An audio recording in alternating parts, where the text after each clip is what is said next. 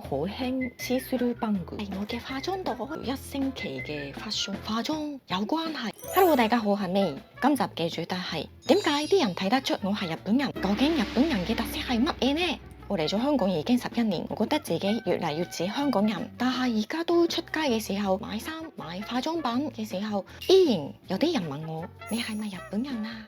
點解嘅？我冇講日文喎，你仲冇講廣東話，唔出聲，淨係講醜話，同埋佢哋唔知我係咩？點解佢哋估到我係日本人？係，於是今集我自己分析日本女仔嘅特色係乜嘢。咁我最近去咗日本觀察做日本人，我覺得香港人同日本人嘅化妝同埋 fashion 都有分別嘅。咁呢係化妝係第一個日本女人嘅特色係，香港人呢有啲人完全唔化妝，有啲人好好化妝，習慣咗每日都化妝。不過日本大部分女人都會化妝嘅，因為我哋出咗社會之後，化妝都係其中一個禮儀嚟嘅，所以好多人都會化妝出街返工。係，第二，香港人同日本人比較，日本人嘅化妝淡妝啲，我覺得特別係咩眼妝。我喺香港見到，例如明星啊、廣告代言人或者出街嘅女仔睇眼妝，感覺好似獨立啲。仕事がすごくできそうな感じのような化粧が多いかなと思います。而日本女仔而家興 natural 啲嘅化妝，係點解呢？我有聽過天災比較多，同埋世界情況唔穩定嘅時候會流行 natural 啲嘅化妝，好有趣喎。天災、經濟、化妝有關係。係，ちなみにいつも使っているメイク用品がこちらです。呢個係我嘅化妝袋。香港觀光巴士、プライマー、ファンデーション、アイブロウ、こんな感じです。はい、アイシャドウ、はい、アイライナー。これは下に引きます。もう一個アイライナー。そしてアイブロウマスカラ、リップ。そしてフェイスパウダー。係，我喺日本買咗雜誌，都係好似而家興比較 natural 啲嘅化妝，こんな感じ。特別係眼妝。我每日化妝嘅時候呢，覺得眼周多咗細紋咯。特別係眼頭同眼尾，因為呢畫眼線嘅時候呢會做咁樣㗎嘛，咁呢其實眼部嘅肌膚比其他部位薄40%，所以平時化妝做表情啊、卸妝雜碎都好容易出皺紋咯。毎日やってますから呢。點算啊？既然幫到你，你係？我由未來過嚟㗎。未來？而家開始做呢個 skincare， 5年後、10年後都可以 keep 得好靚㗎。我介紹 CP 值好高嘅產品俾你啦。既然實質型膠原眼霜，既然係喺日本好出名嘅製藥公司樂敦製藥出品嘅，佢哋用醫藥標準做 skincare 啊嘛。冇錯，作為日本人，佢哋成分同功效絕對信得過。呢個 eye cream 成分好優秀，1小時就可以激活好多 eye cream 都冇嘅眼部專屬實質型膠原。實質型膠原點解咁重要呢？因為眼部肌膚好薄，好容易出皺紋。實質型膠原就好似膠原膠水咁，黐實肌膚嘅表面同底層。だからシワができにくいんです。用埋呢個眼部導入頻就效果更加好。首先畫眼霜，點點點，然後碌碌碌，由內到外打圈打圈咁按摩。哇！我嘅完美紋妹漸感明顯啦！而家去文明屈臣氏、莎莎，既然官網有得買，唔使200蚊喎，仲送埋呢個眼部導入棒。咁呢個呢？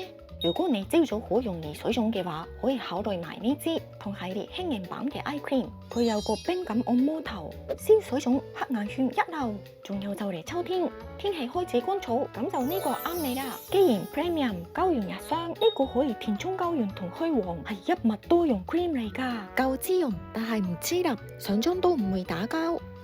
呢款日霜都係配合導入瓶一齊用，效果會更加好㗎。哇，咁靚嘅，睇到成個人精神晒喎！加油啊！拜拜。係，頭先唔記得咗，仲有 cheek， 其實 eyeshadow 嚟嘅，我之前冇用 cheek， 咁有啲人以為我唔舒服，面色好差，所以而家就用 cheek。跟住今日嘅 lip， 今日未搽 lip， 呢個都係樂敦製藥公司 Flush Tint。我之前對天嘅印象係容易乾同埋對最唔健康，不過呢個就係製藥公司研發嘅，所以安心。いいですね。1回で赤くなる。好有水用感喎，完全唔乾，唔錯唔錯。啊，仲有呢，除咗化妝之外，色頭髮 hairstyle 都有分別。而家日本好興 see-through バング，see-through バング係咁樣有塔巴坑嘅劉海。啊係喎，日本女仔好多人都有劉海，因為有劉海嘅話，感覺可愛啲、温柔啲，我就唔需要可愛温柔嘅氣氛。不過呢，冇劉海嘅話，完全唔襯咯，救命！係咁，see-through バング聽人講望落去個塊面細啲，同埋睇落性格正面啲、開朗啲，而且有時尚感。應該see-through バング受韓國嘅影響嘅，試下先，唔知成唔成功。これを使ってみよう。去咗日本嘅時候都真係見到好多人做。こうやってタバカンを作って啱唔啱呢？呢個方法我都唔知道。好難。呢個see-throughバング，我覺得有啲似日本昭和嘅嗰陣時流行嘅劉海咯。睇翻昭和之地嘅 TV 節目呢，好多人前髪有啲似see-throughバング咯。流行は繰り返すって言いますからね。係，跟住日本女仔嘅打扮、fashion 方面嘅特色，而家日本真係多咗好多遊客啦，好多國家嘅人。但係我都睇得出邊個係日本人，跟住諗咗好耐，究竟日本女仔嘅 fashion 特色係乜嘢呢？係我嘅分析係呢，一般啲嚟講 design 比較簡約，同埋唔多顏色，一般啲。跟住係啦，佢哋傾向中意啲低調啲。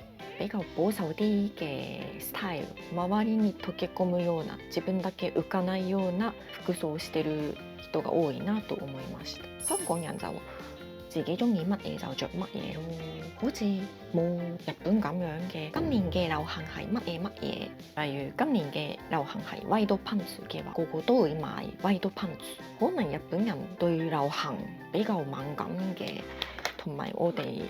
日本有好多呢啲雜誌啦，其實小學開始有呢啲雜誌，小學生睇嘅雜誌，中學生睇嘅雜誌，20幾歲、30幾歲睇嘅 fashion 嘅雜誌，所以我哋對流行好敏感咯。